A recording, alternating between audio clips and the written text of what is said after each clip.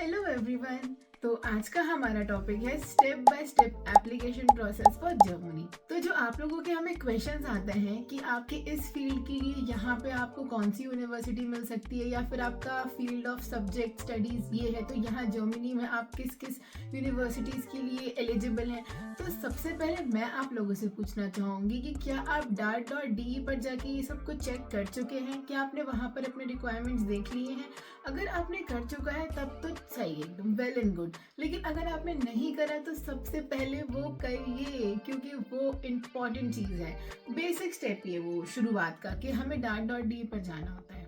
तो सबसे पहला काम आपको करना है कॉलेज की शॉर्ट लिस्टिंग करनी है अपने कोर्स से रिलेटेड। सबसे पहले आपको करना है एक प्रॉपर एक्सेल शीट बनाना है जिसमें आपको सारे कॉलम्स बनाने हैं। मैं आपको डिटेल बताता हूँ कि आप कैसे बना सकते हैं। सबसे पहले आप कॉलेज का नाम लिखेंगे, आपको कोर्स लिखेंगे, क्या कोर्स आपको प्रोवाइड हो रहा है। उसके बाद आप लिखेंगे कि उसका एप्लीकेशन डेडलाइन पीरियड जो आपको दी गई है। उसके बाद आप उसकी फीस भी लिख सकते हैं, कुछ उस कॉलेज में फीस भी मेंशन होता है, और पब्लिक है कि प्राइवेट यूनिवर्सिटी वो आप लिख सकते हैं। तो ये अगर प्रॉपर आप टेबल बना लेंगे ना तो आपका जो प्रोसेस है वो काफी स्मूथ हो जाएगा, काफी आसानी से आप कर पाएंगे। बाकी आगे की चीज़ कि उसमें आप सिटी भी ऐड कर लो, किस सिटी में, अगर आपको किसी एकदम आउटस्कर्ट्स में मिल रहा है या फिर मेन सिटी के एरिया में, तो वो।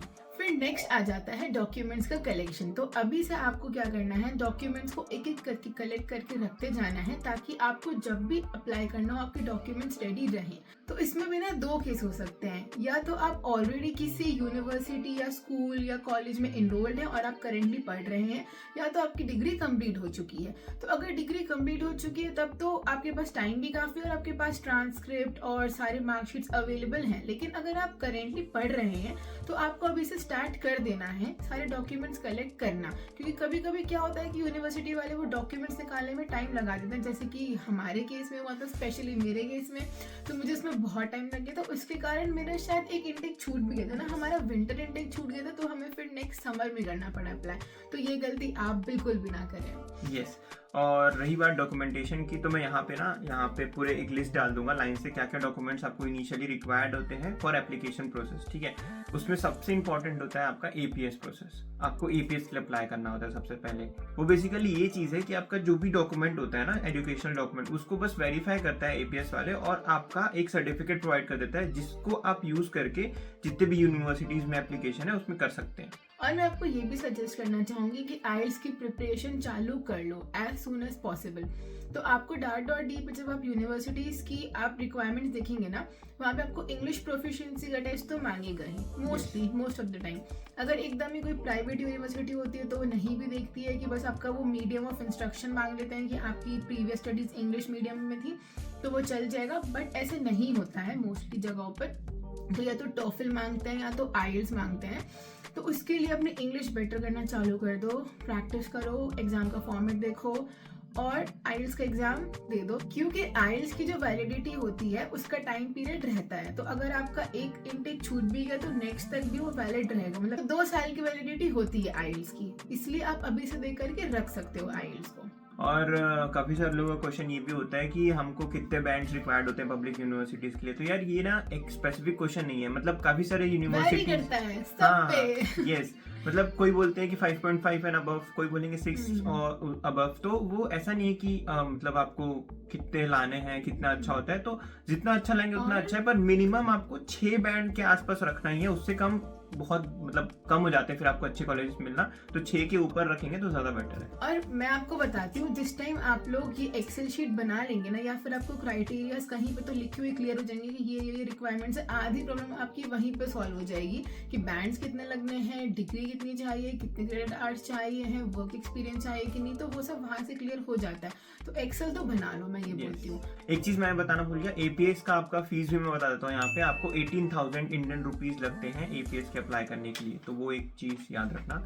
और तो खर्चा आता जाएगा सभी, तो देखो ऐसे पैसे निकलेंगे ऐसे, क्योंकि आप आईएलटीएस की अगर कोचिंग मान लो करते हैं तो उसमें भी आपका फीस लगेगा कुछ ना कुछ अमाउंट। फिर आईएलटीएस का एग्जाम देंगे उसका भी फीस अच्छा लगता हाँ, है। एक चीज मैं हमें बता दी थी, एक्स्ट्रा पॉइंट, पता नहीं मुझे कहाँ से याद आ गया कि जैसे इसने आईएलटीएस की कोचिंग बोली, मतलब मुझे इस चीज का कॉन्फिडेंस नहीं था कि मैं आईएलटीएस कितना कर पाऊंगी नहीं कर पाऊंगी, तो उस डर के कारण मैंने आईएलटीएस की क्लासेस ली थी। बट अगर आप ऑलरेडी पहले से इंग्लिश मीडियम स्कूल में हो, कॉलेज में हो, आपने सब पढ़ा हुआ है, तो मुझे लगता है जरूरत नहीं है। मत मतलब करो यार, वो लोग भी है तो हाँ। मतलब उनकी कितनी स्टार्टिंग होती है, 10,000 मिनिमम तो स्टार्टिंग 10,000 से होती तो है। लोगों की क्लासेस चालू होती है और करवाते क्या है, कुछ नहीं, सिर्फ रीडिंग की प्रैक्टिस, थोड़ी बहुत राइटिंग की, लिसनिंग खुद हो जाती है यार। वो पैसे बचा लो घर वालों ये के। जो रीडिंग राइटिंग ये सब की मटेरियल्स होते हैं ना, ये ऑनलाइन बहुत अवेलेबल है, आप आराम से कर सकते हैं। यूट्यूब में लिसनिंग के मॉड्यूल्स भी हैं, वो सुन के आप प्रैक्टिस भी कर सकते हैं। तो यार अगर आप चाहें ना तो खुद से भी IELTS की प्रिपरेशन कर सकते हैं अच्छे से और अच्छे बैंड्स ला सकते हैं। तो जरूरी नहीं कि आपको कोचिंग करें।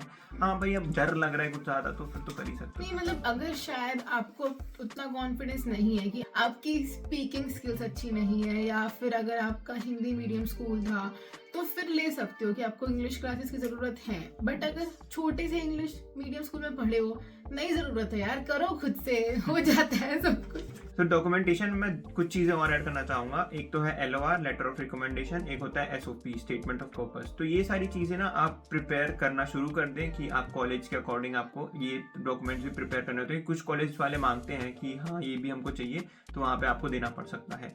और अगर आपके पास वर्क एक्सपीरियंस है तो उसका सर्टिफिकेट भी आपके पास होना चाहिए। तो ये कुछ चीजें हैं एडिशनल डॉक्यूमेंट जो आपके साथ रखनी। तो अब हम आते हैं अपने नेक्स्ट स्टेप पे, जो है एप्लीकेशन प्रोसेस। अब यार ये ना आप दो तरीके से कर सकते हैं। पहला तो आप यूनिवर्सिटी के थ्रू कर सकते हैं, और दूसरा आप जो यूनिवर्सिटी की वेबसाइट है उसमें जाके डायरेक्टली वेबसाइट के थ्रू कर सकते हैं। तो यूनि असिस्ट में आपको अपना अकाउंट बनाना होता है। यूनि असिस्ट को आप एक मिडिल मैन टाइप का मान सकते हो कि स्टूडेंट है, यूनि असिस्ट और यूनिवर्सिटी।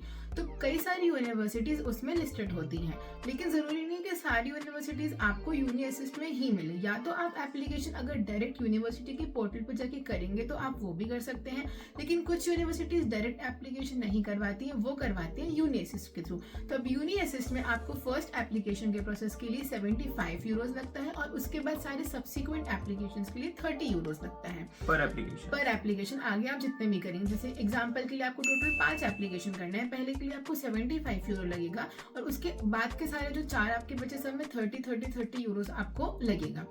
और जो आप डायरेक्ट यूनिवर्सिटी से करते हैं, अब वो डिपेंड करता है, वो कई सारी फ्री भी होती है। जैसे कि मेरे फ्रेंड ने जो करी थी, उसका अगर डेटा साइंस या फिर एनालिटिक्स ये सबका कोर्स था, उसका फ्री था पूरा एप्लीकेशन प्रोसेस। बट मेरा जो कि था, मेरे बायोटेक वाले या फिर जो भी बायोलॉजिकल इंजीनियरिंग या वो सब में पैसे लग रहे थे डायरेक्ट यूनिवर्सिटी से भी। तो हमारे तो मोस्टली यूनिवर्सिटीज के थ्रू ही हुए थे, बस 1-2 बायोटेक के हमें यूनिवर्सिटीज के थ्रू करने पड़े थे। और अगर मैं सिंप्लीफाई कर दूं तो अब अगर आप यूनिवर्सिटी में तो आप आराम से कर सकते हैं, काफ़ी इजी प्रोसेस होता है, आपको सिर्फ ID बनानी है। सेकंड चीज़, अगर आप यूनिवर्सिटी की वेबसाइट से करते हैं तो उस पर भी आपको एक अपना प्रोफाइल बनाना पड़ता है, फिर जाके आप एप्लीकेशन कर सकते हैं। तो ये सिंपल स्टेप्स है। अगर आप चाहते हैं तो इसके लिए भी हम वीडियोज़ बना सकते हैं डेडिकेटेड। चाहो आप लिखो अच्छे कमेंट। तो अब आते हैं हम अपने नेक्स्ट स्टेप पे, जो कि है वीज़ा एप्लीकेशन का।